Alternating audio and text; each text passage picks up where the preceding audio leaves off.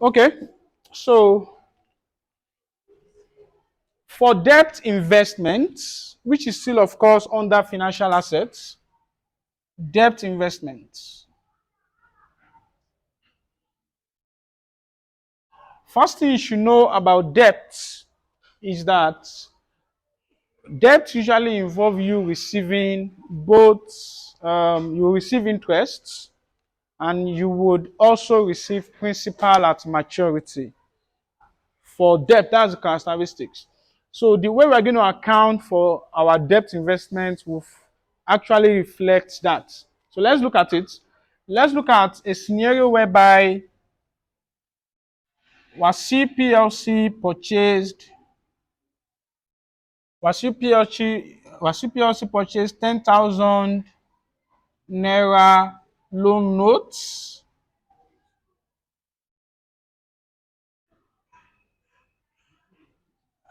purchased 5% loan notes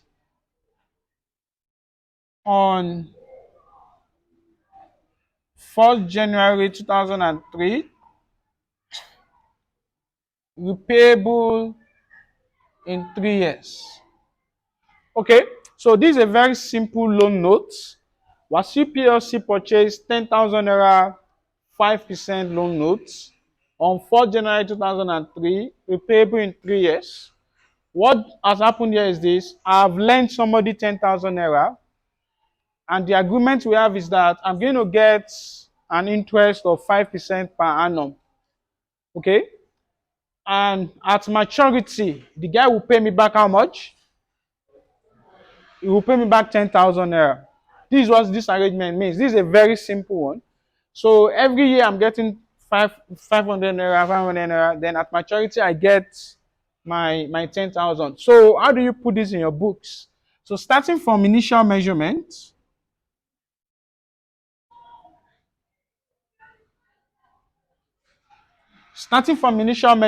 So and this initial measurement is 1st January 2000 and what? 2023. So all he simply put in his books again, he put a financial asset at how much? He will put it as 10,000 naira. So this one is that straightforward. You just put financial asset at 10,000. But again, for debt investment, we need to know why you are buying this debt, why you are investing in this debt instrument. And here, there are majorly two intentions why people would want to invest in debt. For somebody, it might be majorly that he just wants to be collecting interest. Then at maturity, he gets back his principal. I had a friend then, when the guy retired, or maybe they asked him to go, his severance package was like 200 million. So all he just did was just to go and put it in a mutual fund. And the reason he did that is he doesn't want to be working. The guy just wants to be receiving. So at then, talking about 2010, he was getting almost 6 million per month. So it was very okay. So for him now, if he were to be a company and he has a debt investment, that means his intention is just to collect interest. And at maturity, he gets back his what? His principal. Okay? And alternatively, it could be that another person might be that his intention is to sell it. Though all debt investments, you definitely get interest. Anytime you invest in debt, so the interest thing is there. But another person might have additional intention that if he has opportunity for a better return, he will just sell. So if entity A is giving him, let's say, 10% per annum, if he sees another person that will give him 15%, he will sell, collect his money and invest in this other one. So those are the two intentions, right? So on the basis of that, on these dates, on these dates, you need to classify these investments. So they can ask you this in the exam. So classification of debt investments. classification of debt investment. And one is that is either you classify it at amortized costs,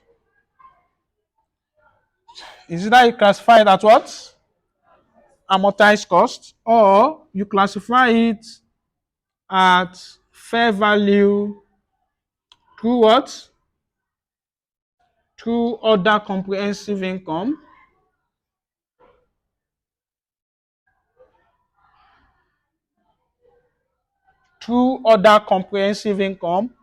or it classifies it at fair value through profit or loss. So these are the three ways you can classify it. So in fact, as soon as he invested, he gave that money, he needs to know this. That is my intention, that I'm going to be collecting interest and I will never sell it. He needs to know so that he will know how he wants to classify it. You see, if his intention is that he wants to collect interest alone, interest then at maturity gets its principal, then it will be financial assets at amortized cost. This is if you want to collect interest till maturity. Then at maturity, they give you back your principal. But if in addition to collecting interest, you also have intention of selling it, then you don't classify it at amortized cost. If you have intention of what? Selling, then you classify it at fair value through what? So it will be fair value through. So it could either be financial asset at amortized cost or at fair value through OCI. For this third one, this is a default classification in the sense that if you don't know whether it should, your intention is collect interest or you want to sell, just put it at what? Fair value to POL. So it could be fair value to POL, right? So let me break down that basis of classification for you in case they ask it in the exam so that you can put it very well. So you need to know why we are classifying at amortized cost, why we are classifying at this. This one is default. There is no really reason for this one. It's default. Though there is reason, it's just beyond the scope of our class here for today. So let me quickly tell you the basis of classification. When I'm done with this, I will end my class for today. So basis of classification. Now, from what I've said so far, I've told you two bases, right? That is either you want to collect interest or you want to sell. Those two, we call it business model tests. So business model, when we say business model, it's just how you want to make money from a business. Like Facebook, for example, or Instagram, or all the social media, their business model is that we are providing our platform free for you to use. But if you want to reach larger platform with your product, you need to pay. They are just making money through advertising, right? That's their own business model. Banks also, their services is free. In fact, if you keep your money with them and you don't withdraw it in a savings account, they will even give you interest. If you want to collect loan, they charge you. That's their own business model. Every company must have their own business model. So when you invest in debt, it's also a business too. So your business model can either be those two I've told you. Is that you want to collect interest and what? And principal what? Repayment at maturity. It's a business model. Or or you want to collect interest and principal repayment at maturity. Not only that, as well as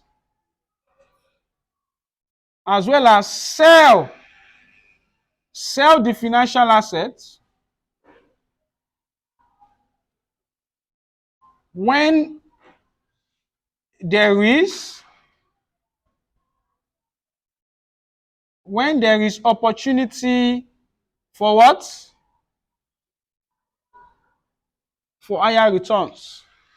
So I'm just giving you this because this is how the standard puts it, right? So when you're explaining this now, when they ask you what's the explain classification of debt investment. If you say amortized cost, you need to be able to explain that you classify a debt investment as amortized cost if your business model is this one, to collect interest and what? Principal repayment. While this one, you classify at fair value through OCI if your business model is to collect interest and principal payment as well as what? Sell when there is opportunity for higher return. That's the business model test. So this one is for amortized cost. This second one is for what? Fair value through OCI. Not only that, there is another test. They call that contractual cash flow test.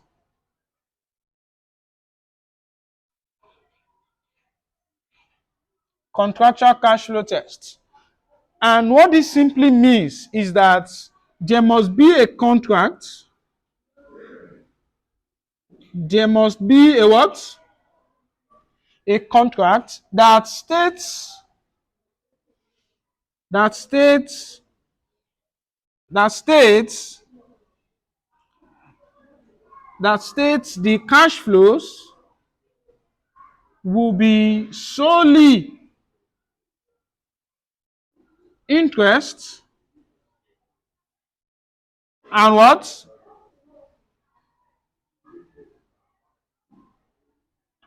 Interest and principal repayment. So now, this is also required, but this contractual cash flow is for all debt investment. All debt investment, there must be a contract that will state that what you will get is interest and what? And principal. Though there are some complex debt investment that they will say that you won't collect interest, they will make it complex. But at a simple level, most debt investments, there will be a contract that will state that you will collect interest and you also collect what? Principal at maturity. So that's what this other one is talking about. This is just saying that there must be a what? A contract that specifically states that what you will get is interest and principal. Why this one is your own intention, what you have in mind, right? There's a contract. This one is saying there is a contract. This one is saying that the way you want to make money, interest and principal, or this. So these are the basis of classification. So for amortized cost, fair value through OCI, both of them this one must be present. There must be a contract that states that what they will collect is interest and principal solely. There must be. So both of them requires this. But for this one, what amortized cost require is that a business model is solely to collect interest and what? Principal. But for this other guy, fair value through OCI, in addition to collecting interest and principal, if he sees opportunity for higher return, he will what? He will sell. You don't understand sell. When you say sell, this is a depository, right? How can you sell it at the same time? Okay, so just to keep it simple with you, they are debt exchange. As we have the stock exchange, they are exchange for debts. That's where they are quoted. So people trade on debt too. Okay, so people do sell their debt investment. So if I borrow somebody money, right, I can meet you and sell it to you. So the person will not be paying me interest and principal again. It's you they will be paying. Yes, it does exist. They actually do sell it. So, and beyond that, they can swap, they can do a lot of things. They can exchange debt investments, but I don't want to go into those unnecessary complexity for you guys. So this is the classification, and this is the basis for the classification. All I need you to know, like last diet, for 6 marks, they simply ask you, explain the classification of financial assets. 6 marks. I don't see any reason why you should not get the 6 marks. Okay? Because they just categorize everything financial asset. If I was in the exam, I would start with classification of equity investment. I would tell them fair value through POL. This is we classify equity investment at fair value POL if the intention is to hold it for trading. I will go to fair value through OCI. We classify equity investment at fair value through OCI if the intention is to hold it for the long term. I will go to this one, debt investment.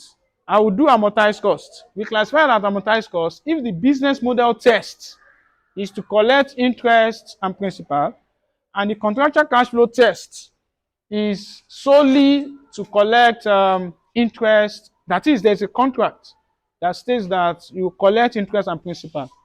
I'll go to fair value through OCI. The business model test is that the entity will collect interest and principal, as well as what? Sell the financial asset if there's opportunity for higher return. And the contractual cash flow test is the same, that there must be a contract that states that you will collect interest and principal. That will not take you even 5 minutes to write for 6 marks. That one is a default category.